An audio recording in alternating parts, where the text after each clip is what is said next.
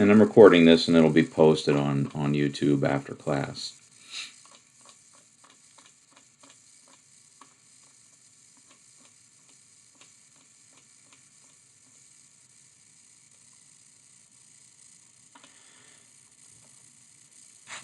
So we talked about a way of proving set identities last time that does not involve using those basic tautologies from propositional logic, because you can't always use them. So we need a more general strategy, and that general strategy is as follows. So another way to prove that two sets A and B are equal would be to show that A is a subset of B and B is a subset of A. To prove that A is a subset of B, and the same as, B is a subset of A, use one of the following ideas. 1. Take X as an element of A, and then show that X is an element of B. That's a direct proof, and that's just straight from the definition of being a subset. Take X as an element of A, and show that X is an element of B. That's called a direct proof. Proof by contrapositive, well, this is an implication. This is X an element of A implies X an element of B. The contrapositive is, you flip around the terms and negate them. Take X that is not in B and show that X is not in A. And then third, the proof by contradiction. You assume this is false. Assume this is false. What does it mean for A to not be a subset of B? It means that there's an element X that's in A but not in B. Right? If A is not a subset of B. If A is not a subset of B, there's an element X inside of A but not in B. So let's draw that.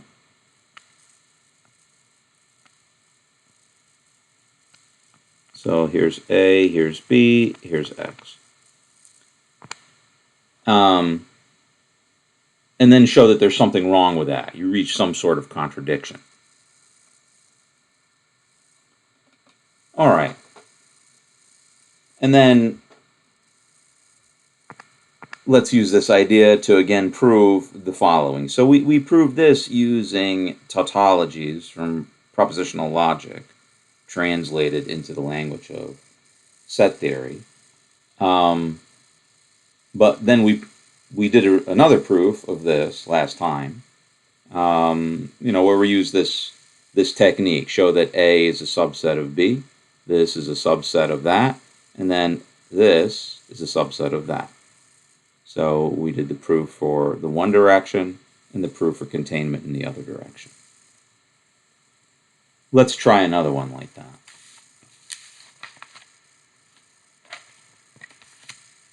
So here's another example.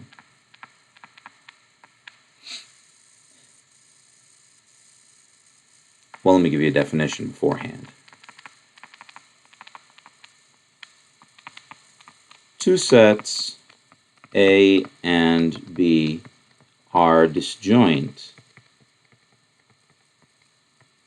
when A intersection B is empty. Okay, two sets are disjoint when A intersection B is empty. So assume that two sets B and C are disjoint.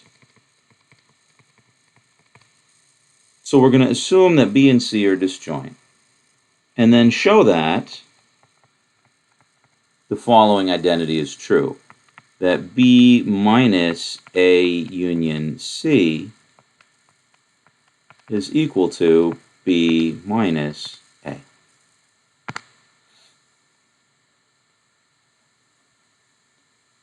Okay, so I want to show that this set identity here is correct. And I want to use that technique from before, rather than tautologies from propositional logic. Okay, so we need to show that this left-hand set is a subset of this right-hand set, right? And we have to show the right-hand set is a subset of this left-hand set. Okay, first, let's show the left is a subset of the right. Now, your proof must indicate that in some way. So this is the part where we show that B minus A union C is a subset of B minus A. And again, let's do a direct proof here. Let's do a direct proof. Okay, so in a direct proof, you assume, don't get the A's, B's, and C's confused, please. In a direct proof, to prove that A is a subset of B, you take X in A and show that X is in B.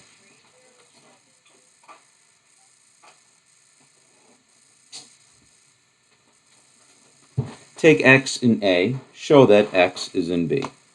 Take A and the thing you want to, X and the thing you want to prove is a subset of the other. Okay, so what's the first sentence here?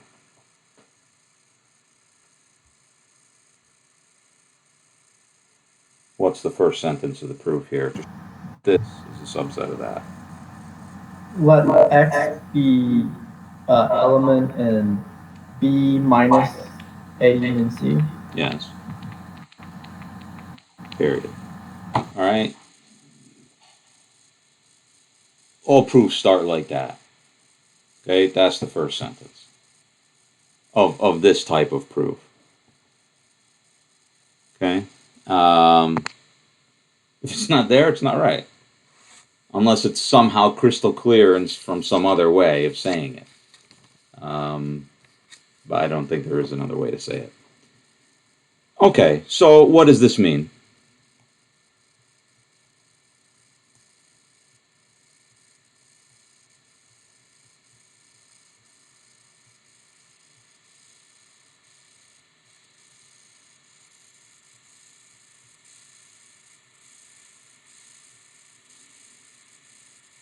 What does this mean that X is in B minus A union C?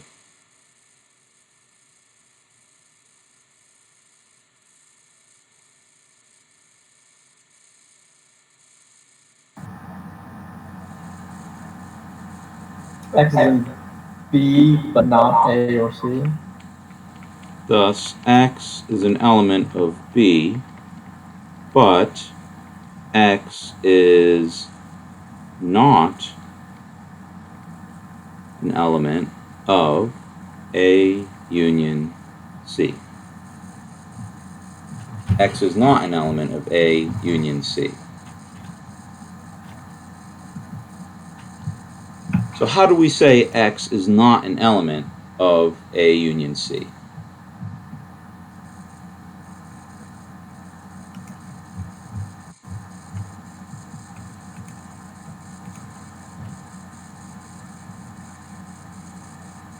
Because X is not an element of A or C. Oh, wait, actually, let's... I'm sorry. Let's do the other containment first. I want to do it the other way first.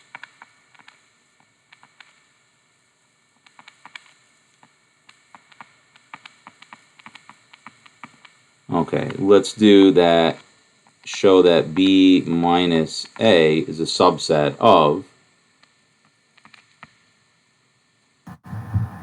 B minus A union C. If you end up showing both containments, how relevant is it which one you do first?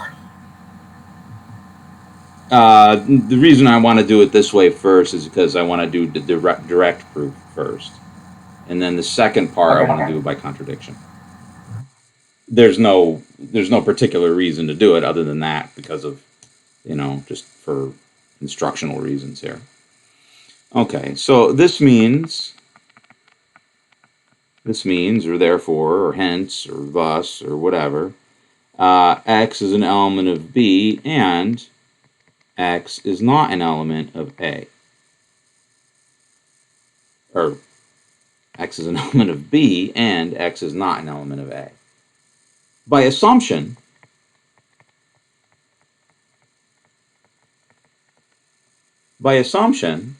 right, B and C are disjoint.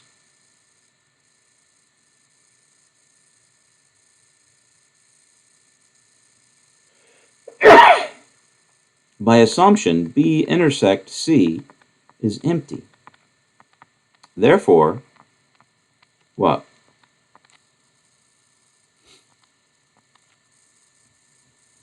What about X in the set C?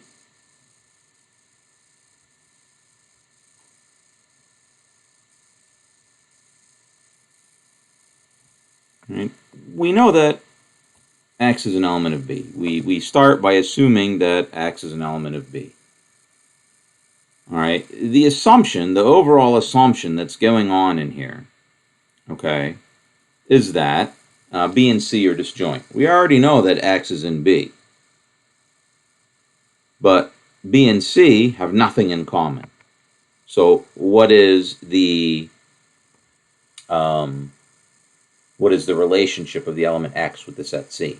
In or not? Can't you tell? Not in. It's not in. In or not, or can't you tell?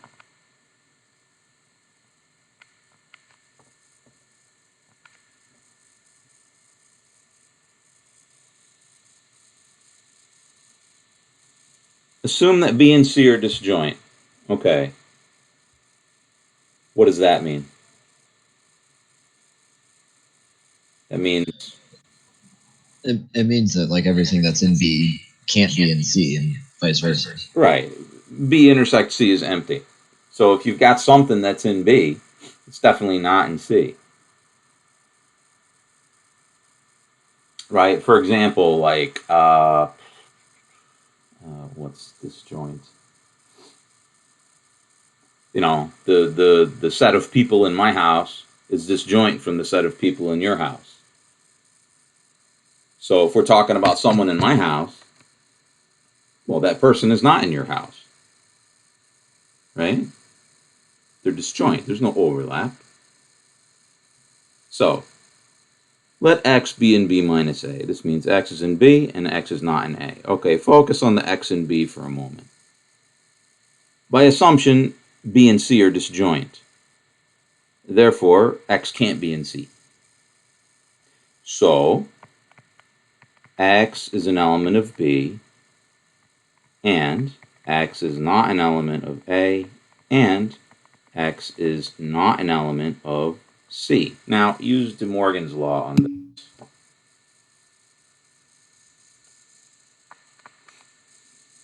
X is not in A, and X is not in C.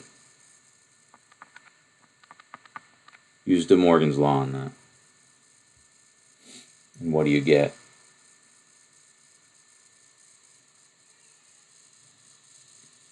You know, X is neither an animal nor a what? X is neither an animal nor a child. X is neither an animal nor a child. So X is not in what?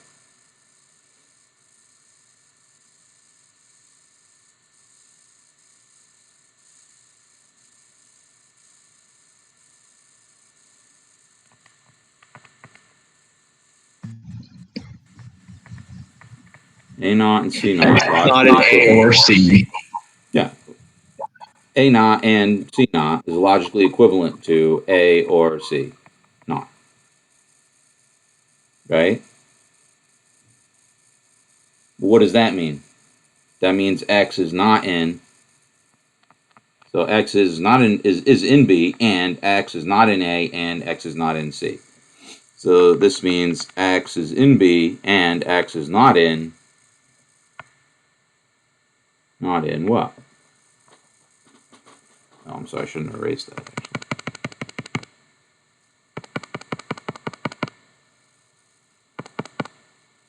Come on, guys. Sleep.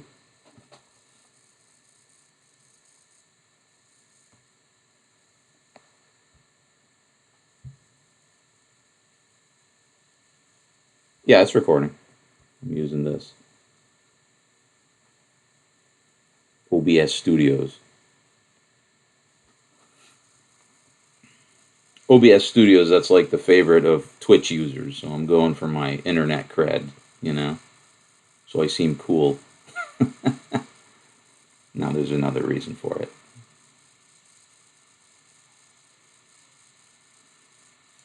Look, not in A and not in C is logically equivalent to not in A or C. What does that mean in set theory lingo? A is not in. It's a neither. Yeah, which set is that?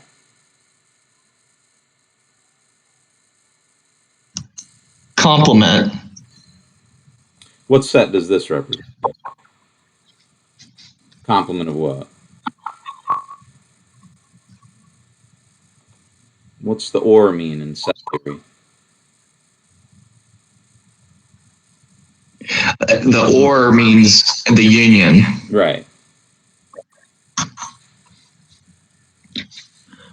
So if something is a union, it's in A or in B or in both. We're not talking about B. We're talking about A and C. We already Right. know that X is in B, and X is not in A. In this case, we're talking about, yeah. Yeah. X is in B, and X is not in A, and X is not in C. All right, focus on the last two. Not in A and not in C means not in A or C. And in set theory terms, that's the union.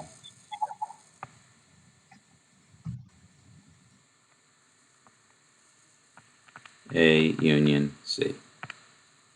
So X is in B, but A is not in A union C, which means X is an element of what?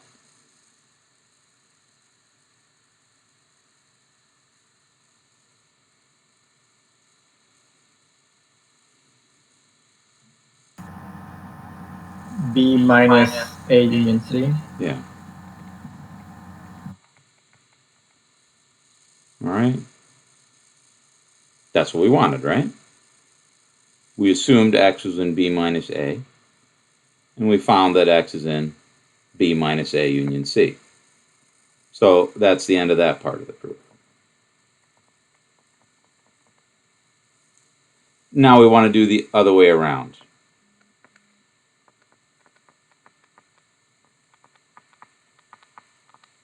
All right, this part of the proof I want to do by contradiction. This part of the proof I want to do by contradiction.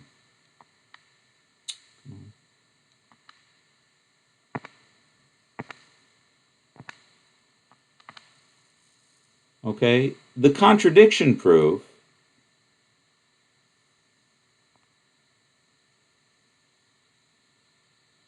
so if you're going to do a proof by contradiction, it's often nice to say by way of contradiction, assume that what? So let's go back up here, take a quick look.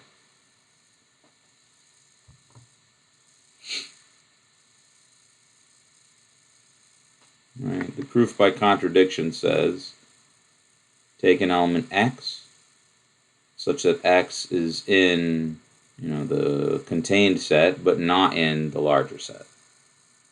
So that would mean A is not a subset of B. There's something in A that's not in B.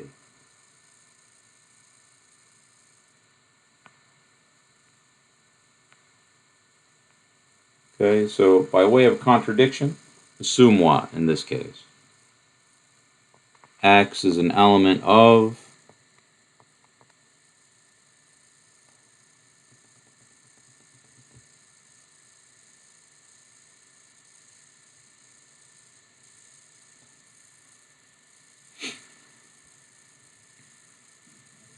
B minus. My mic wasn't on when I was talking. I'm sorry? What was that? A B minus A union C. Yeah.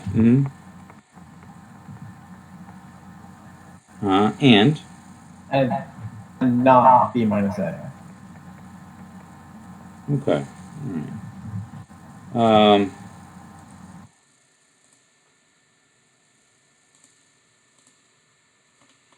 So assume that they're not in here. Yeah.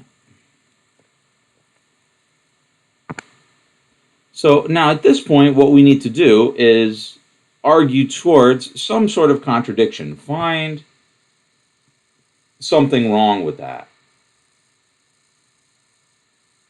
Okay, find something wrong with this. Okay, well, we've assumed X is in B minus A union C. So because X is an element of B minus A union C, right, we know that, right, X is an element of B, and X is not an element of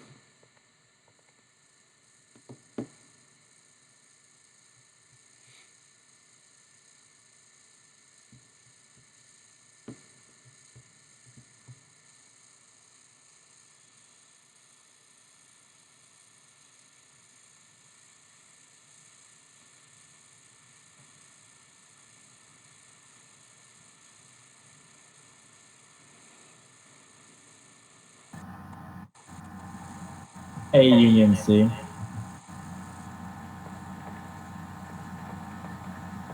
Ooh, wait, hold on a second. Right.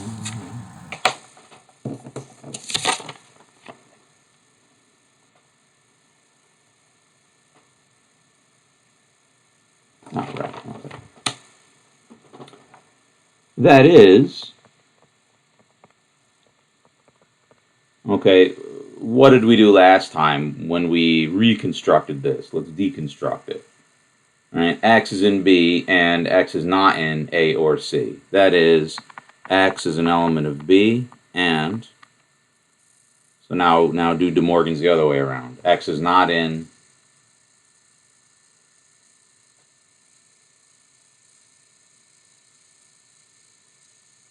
X is not in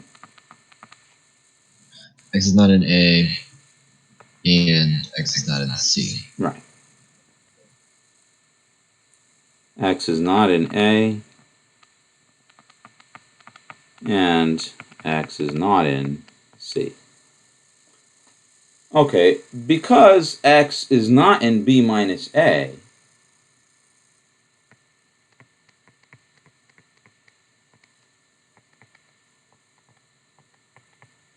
You forgot the not in C. oh, not in C, yeah.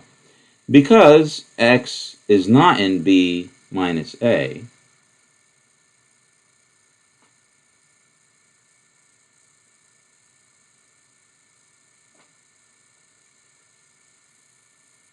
right, we're assuming X is not in B minus A. So because X is not in B minus A, where doesn't it exist? For sure.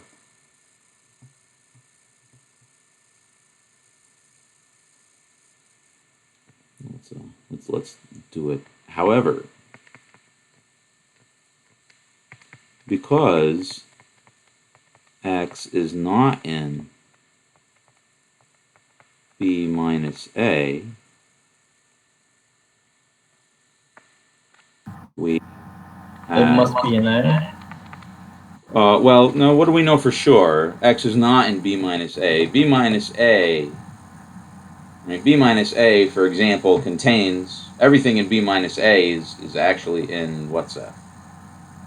B minus A is a subset of, right? So, I mean, here's B, here's A, right? B minus A is this part. So everything that's in B minus A is actually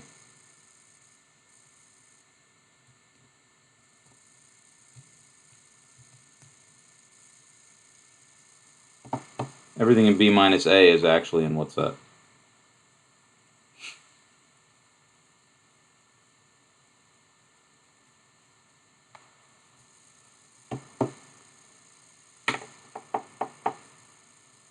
Come on, guys. This is the set B in this circle. this is the set A in this circle. B minus A is B without the overlap with A. So things that are in B minus A are in B. B. Things that are in B minus A are in B. But we're not in B minus A. So for sure, X is not where?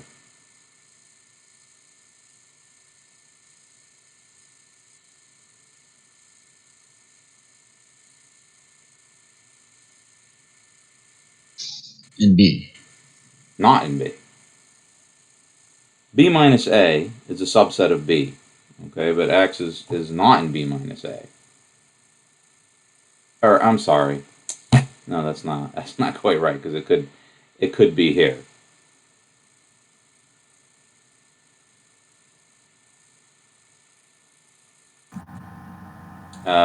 This is not in the portion of B that's not overlapping with A. So let me think. Because X is not in B minus A.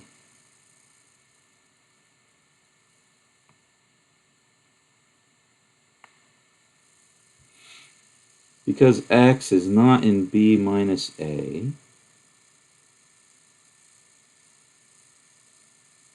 either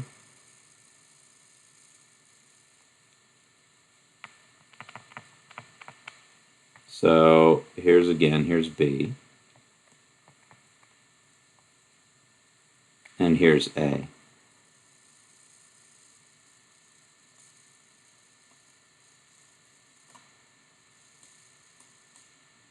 Because X is not in B minus A, okay, there's two possibilities, right? Either X is here, it's in B, but it's in the part that overlaps with A, or it's outside of B entirely. Either X is not in B at all, or let's do it the other way around. Either X is in A intersection B, or X is not in B at all. So here's a diagram to sort of outline those cases, right? Here is X in the overlap with A and B, in the intersection of A and B. And here's X not in B, but in A. Here's X neither in B nor in A. All right, what's wrong with this? It can't be that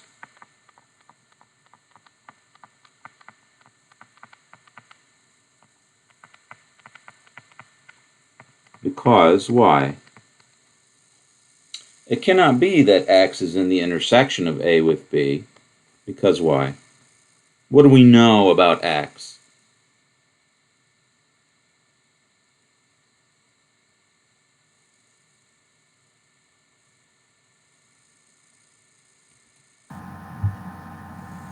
That X is in B and not in A. Well, I mean, of these three, these are things we know for sure about X. Okay, we assume that X is in B minus A union C. So that means X is in B, and X is not in A, and X is not in C. So, because X is not in B minus A, it could be that X is here in the intersection with A and B, or just X is not in B entirely. It can't be the case that this is true. It can't be the case that X is in A intersection B, because why?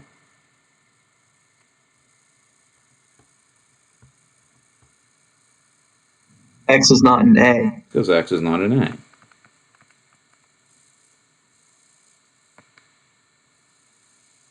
So, X is not in, it must be that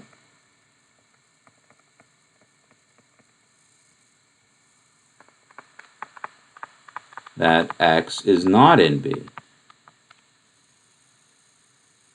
Okay.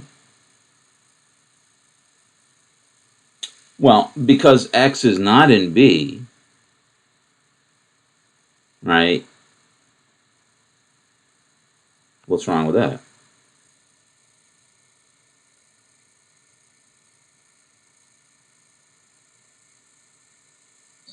Well, because earlier you said that X is in B because of the first. That's it. That's the contradiction. Let's go over it again. Assume by way of contradiction. Okay, so we're trying to show that B minus A union C is a subset of B minus A. By way of contradiction, assume X is in this part, the left-hand set, and you want to, or sorry, assume that X is in the left-hand set, but not in the right-hand set. Okay? Because X is in B minus A union C, right? That means that X is in B and X is not in A union C. For sure. We're assuming that X is in here. Right? So X is in B for sure and not in A union C. That is, X is in B and X is not in A and X is not in C. Alright. Now, X is not in B minus A. Now, there's two possibilities for why that might be the case. Okay, X is not in B minus A. Okay, so B minus A again is this part of the Venn diagram, B minus A. So let's actually indicate that. So this is the B minus A part.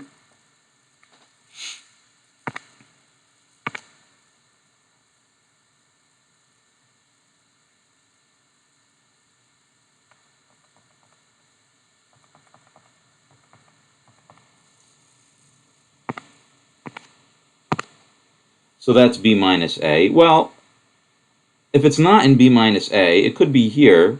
It could be in B.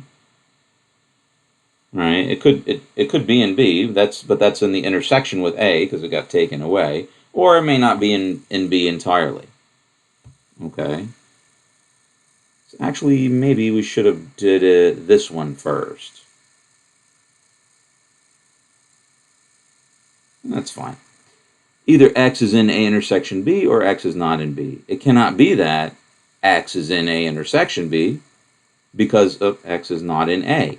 We know that X is not in A. So it can't be in A intersection B because in A intersection B you have to be in A. So it must be that X is not in B. But X was in B. There's the contradiction. So once you've reached the contradiction, you can do the following. So you can say, but A is in, or X is in B. A contradiction.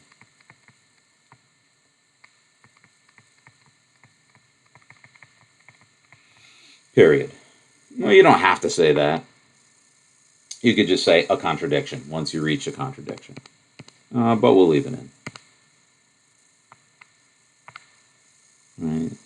That must be that X is not in B, but, X is in B. And that's the contradiction. Period. All right. Do this for next time. Go over this proof, on your own. Here's the proof written out right here. Go over it on your own. Try to go through that logic. This one and the previous one. These are important exercises because we're starting out doing proofs just in a very, limited context here, just with sets. Go over those two proofs, and then you'll be in good shape to do assignment 3, numbers 2 and 4. All right, let's talk about 2b a little bit. All right.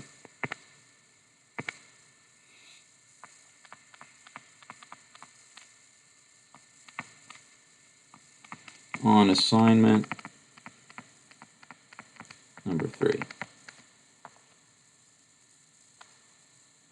So on assignment number 3, 2b, consider 3 sets.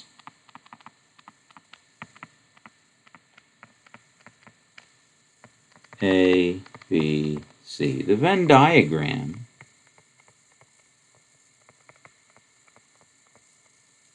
in general looks like this.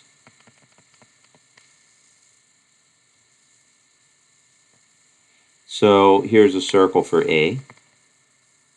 Here's a circle for B. Here's a circle for the set C.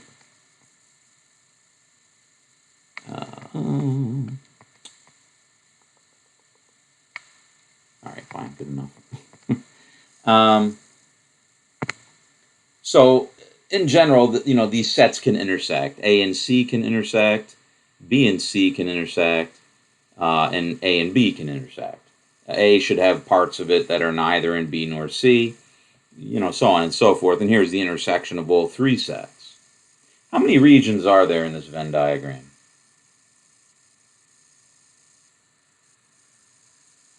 How many, separate regions do you see here in this Venn diagram? Count them all.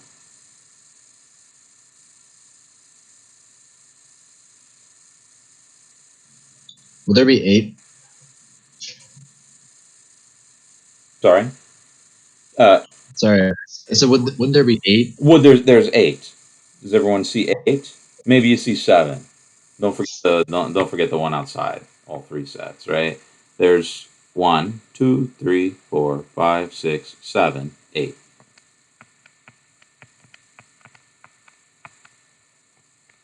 All right, so 8 regions in the Venn diagram.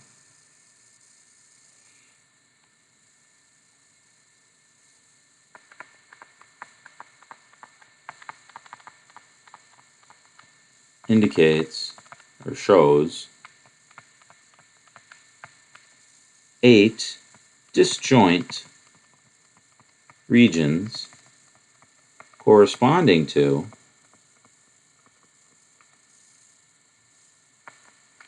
8 different sets expressed using A, B, and C. Okay, here's a couple of them.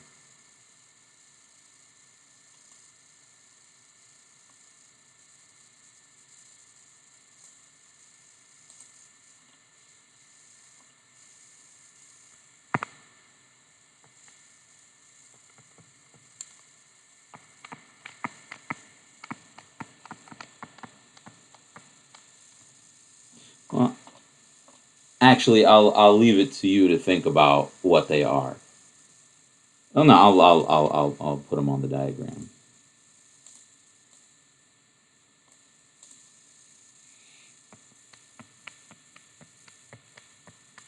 So this region right here, in the middle,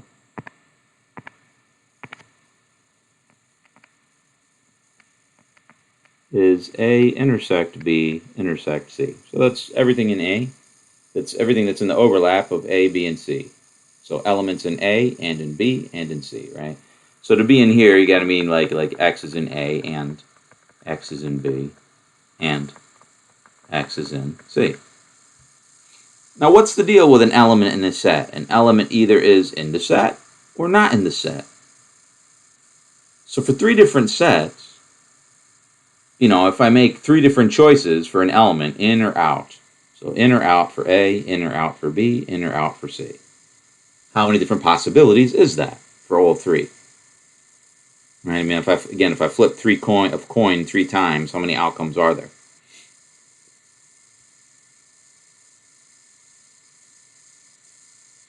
If I flip a coin 2 3. to the 3.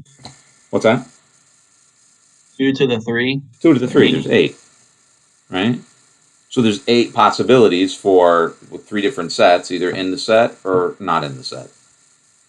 Just like if you're flipping a coin 3 times, right? You can get, heads, heads, heads, heads, heads, tails, so on and so forth. Or, like with the truth tables, right? True, true, true, true, true, false, true, false, true, false, false, false. However, that thing went. There's 8, 2 to the 3rd. This one is A intersection B intersection C. Well, what's this right here? This is what? This cell right here that represents elements of things that are in C, but not in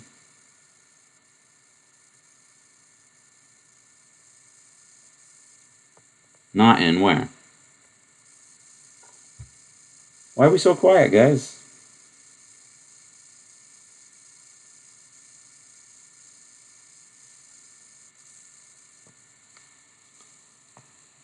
An element here is in C. Is it in A?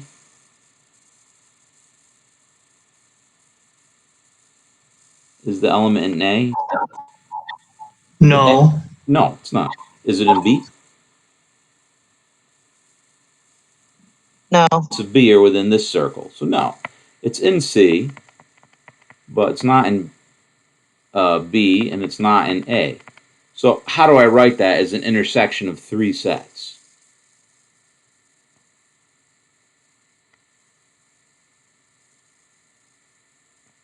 I want to write it as an intersection of three sets. Well, it's not A intersection B intersection C. That's this. It's it's C intersection B. B what? B naught. B naught. And A naught. And A naught. Yeah, there you go. How about this one here?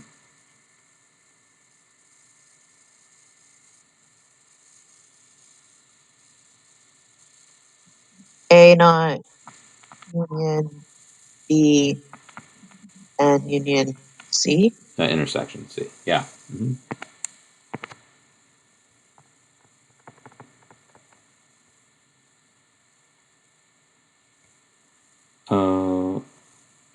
Did I write down? Yeah, 8 regions corresponding to 8 disjoint sets. So fill in the rest of them. Okay, fill in the rest of those on your own. That is basically 2B. Given 3 sets, A, B, and C, express A union B union C as a disjoint union of 7 sets. So the outside is outside of A union B union C. Leave that one out. As a disjoint union of 7 sets in terms of A, B, C, intersection, union, minus. Okay, well, I didn't give a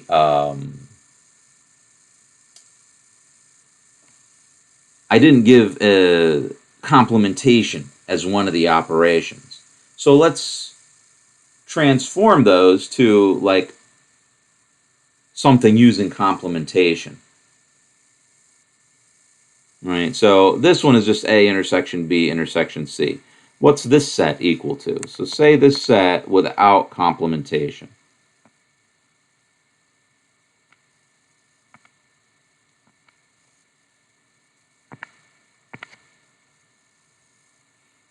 A naught, so not in A, and in B and C. How can I write that without using the complementation? Use set subtraction.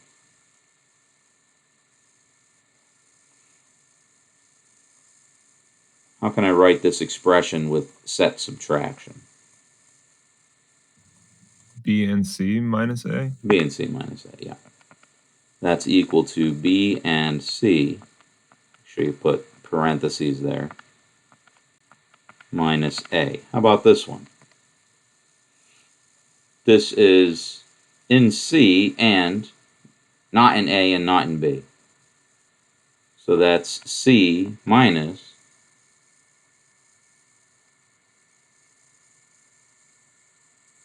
A and B. A and B?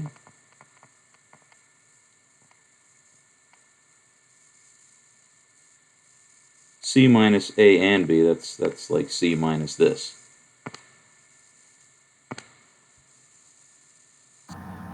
A union B. Union B, right. All right, so the other sets, they're like this. C, like, one set minus the union of 2, or the intersection of 2 sets minus the 1. All right, so fill in the rest of those, and that's what we're looking for here on 2B. Given three sets A, B, and C, express A union B union C as a disjoint union of 7 sets in terms of A, B, C, intersection, union, and set subtraction. Don't give any proof, just write it out and include the Venn diagram. Okay. So there's a couple minutes left, and I wanted to say something before we did go.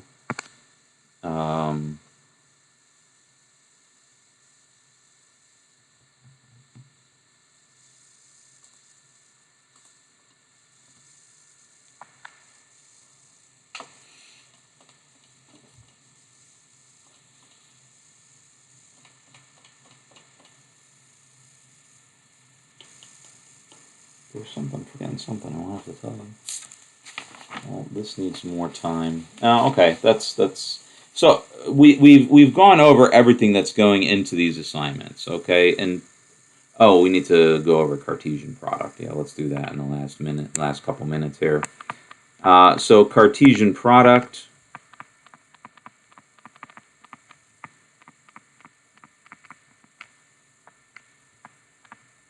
Given two sets A and B, okay, their Cartesian product, A cross B. That's the set of all ordered pairs, little a, little b, such that little a is in set A and little b is in set B. So, for example,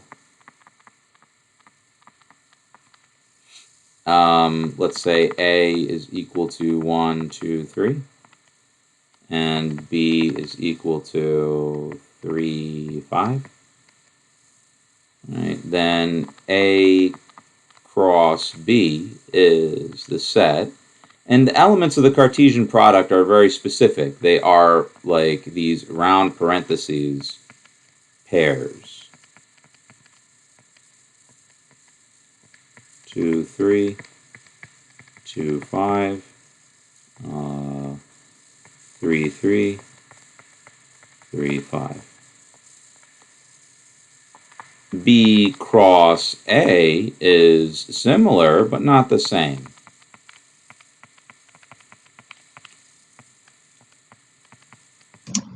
That's a neat little operation. Yeah, I mean, you've been using it for a long time, right? Like when you talk about points in the XY plane, right? What's the intersection of these two?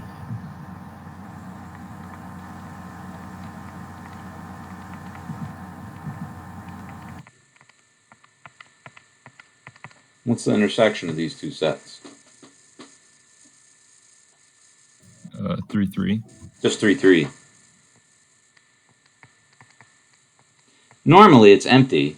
Like you would expect it to be empty normally, unless they're the same set. All right. So also. So, are the sets, are the things inside the sets not sets themselves? No, they are not sets. They're called ordered pairs. Okay. Yeah. So let's say that. So this thing, 5 or AB is called an ordered pair.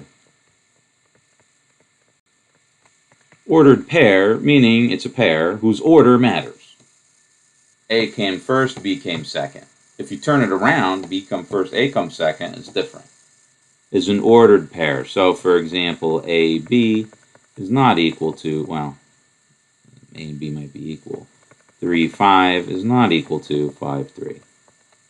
Right? Whereas the set containing this is equal to the set containing that. See the distinction? You can also take the Cartesian product of a set with itself, right? Which is what you do in, the basic. 3,